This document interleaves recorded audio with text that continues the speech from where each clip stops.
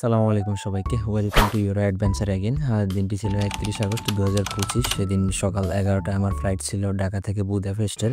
So সকাল সকাল আমি এয়ারপোর্টে চলে যাই আমার আব্বু এবং মামাকে সঙ্গে নিয়ে, যাতে করে আমি সময় মতো ফ্লাইটটি ধরতে পারি। অ্যান্ড এয়ারপোর্টে আসার পর আমি বাইরে অপেক্ষা করতে থাকি। এই হচ্ছে আরাফ, ও জন্মন নিয়মান ইউনিভার্সিটি থেকে। অ্যান্ড আমরা একসাথে চলে যাই ফ্লাই দুবাইয়ের কাউন্টারে বোর্ডিং পাস কালেক্ট করার জন্য। যখন সিরিয়ালে দাঁড়িয়ে থাকি লাগেজগুলো দেওয়ার জন্য, অ্যান্ড আস্তে আস্তে বোর্ডিং পাস কালেক্ট করি। অ্যান্ড বোর্ডিং শেষে ইমিগ্রেশনের জন্য প্রস্তুত হয়ে যাই। অ্যান্ড ইমিগ্রেশনের লাইন দিয়ে দাঁড়িয়ে থাকে। বাংলাদেশ ইমিগ্রেশন সম্পর্কে সবারই একটু ধারণা আছে কম বেশি।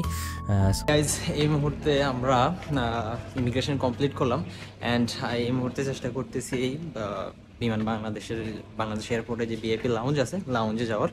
সো লেটস সি লাউঞ্জে কী কী আছে।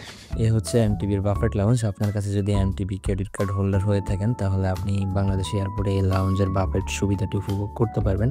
অ্যান্ড আমরা আমাদের মতো করে কিছু খাবার নিলাম, ডোনাটস, সুইট সহ কিছু খাবার নিলাম অ্যান্ড খেয়ে নিলাম।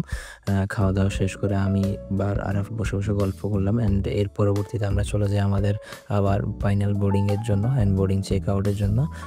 আস্তে আস্তে বিমানের সময় হয়ে যাচ্ছে। সো ফ্লাইটের সময় হয়ে গেল, আমরা সিরিয়াল ধরে দাঁড়ালাম ফ্লাইটে ওঠার জন্য। একে একে বাংলাদেশ থেকে দুবাইগামী যাত্রী অথবা ইতালি অথবা আদার্স ইউরোপিয়ান কান্ট্রিতে যারা যায়, যাদের ট্রানজিট দুবাই, তারা ম্যাক্সিমাম সবাই হচ্ছে ফ্লাই দুবাই ইউজ করে। অ্যান্ড আমরা সিরিয়ালে দাঁড়ালাম বাংলাদেশ ইমিগ্রেশন শেষ করে এয়ারপোর্টে এসে আস্তে আস্তে ফ্লাই দুবাই বিমানটিতে ওঠার জন্য।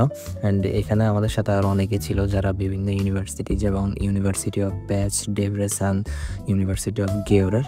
ফাইনালি আমরা এয়ারপোর্ট থেকে বিমানে উঠে পড়লাম। অ্যান্ড আমার সিটটি ছিল জানালার পাশে, উইন্ডো সিট। অ্যান্ড আমরা দেখার চেষ্টা করলাম আমাদের ফ্লাইট ম্যাপটি খুঁজতে থাকি আমি। এদের ডেস্টিনেশন ঢাকা থেকে, প্রথমে ফ্লাইটটি হচ্ছে ঢাকা থেকে আমাদের দুবাইতে। আমাদের পাশে বসেছিলেন এক ইতালিগামী ভাই। অ্যান্ড আমি দেখতে থাকি ঢাকা থেকে দুবাইগামী ফ্লাইটের ডিউরেশন কত সময় এবং দূরত্ব কত কিলোমিটার।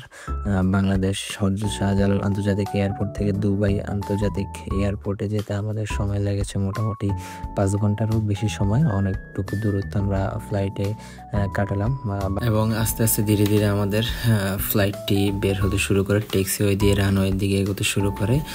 রানওয়েতে আরও একটি ফ্লাইট থাকার কারণে, এয়ার এস্টার একটি বিমান এবং ইউএস বাংলার একটি বিমান থাকার কারণে আমাদের একটু ডিলে হয়। অ্যান্ড আস্তে আস্তে আমরা রানওয়ে থেকে টেক অফ শুরু করতে থাকি।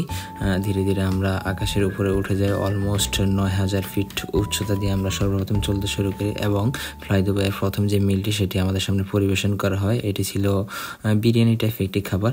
এবং এর পরবর্তীতে আমি দেখার চেষ্টা করি আমরা যে সিটিতে যাচ্ছি, মূলত হাঙ্গেরির ক্যাপিটাল সিটি হচ্ছে বুদাপেস্ট। এখানকার আকর্ষণীয় যে স্থানগুলো, লাইক হচ্ছে যে মিউজিয়াম আছে, বুদা ক্যাসেল, চেইন ব্রিজ, এগুলো একে একে আমি দেখার চেষ্টা করি কোন কোন মোটামুটি ঘোরার মতো ভালো স্থানগুলো আছে। লিবার্টি বিচ, চেইন ব্রিজ, মিউজিয়ামগুলো একে একে দেখতে থাকি এবং আপনাদের দেখানোর চেষ্টা করতেছি পার্লামেন্ট বিল্ডিং এবং সান্দর প্যালেস সহ যত ঘোরার জায়গাগুলি আছে। অ্যান্ড আমি দেখতে থাকি আমাদের ফ্লাইটের সময় আর মাত্র বাকি আছে 45 মিনিট এবং 45 মিনিট পরে আমরা দুবাই ল্যান্ড করবো ইনশাআল্লাহ।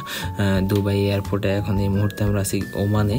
অ্যান্ড এটি হচ্ছে দুবাই এয়ারপোর্টে ল্যান্ডিং করার পূর্ব মুহূর্তের ভিউ। চারিদিকে শুধু ধুধু মরুভূমি। এখন মরুভূমির মাঝখানে কিছু ঘরবাড়ি দেখা যায়। এবং দুবাই এয়ারপোর্টে ল্যান্ডিং করার পর আমরা বাসের মাধ্যমে চলে যাই 3 নম্বর টার্মিনালে। ওখানে আমাদের ইমিগ্রেশন হবে এবং আমরা সবাই আস্তে আস্তে হাঁটতে থাকি, ইমিগ্রেশনের দিকে এগোতে থাকি। দুবাই এয়ারপোর্টে ইমিগ্রেশন শেষ করে 3 ঘন্টার ট্রানজিট শেষে আমরা আবার ফ্লাই শুরু করি।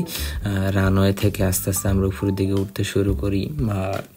দুবাই থেকে বুদাপেস্ট এয়ারপোর্টের উদ্দেশ্যে ফ্লাইটটি ছাড়তে শুরু করে রানওয়ে থেকে।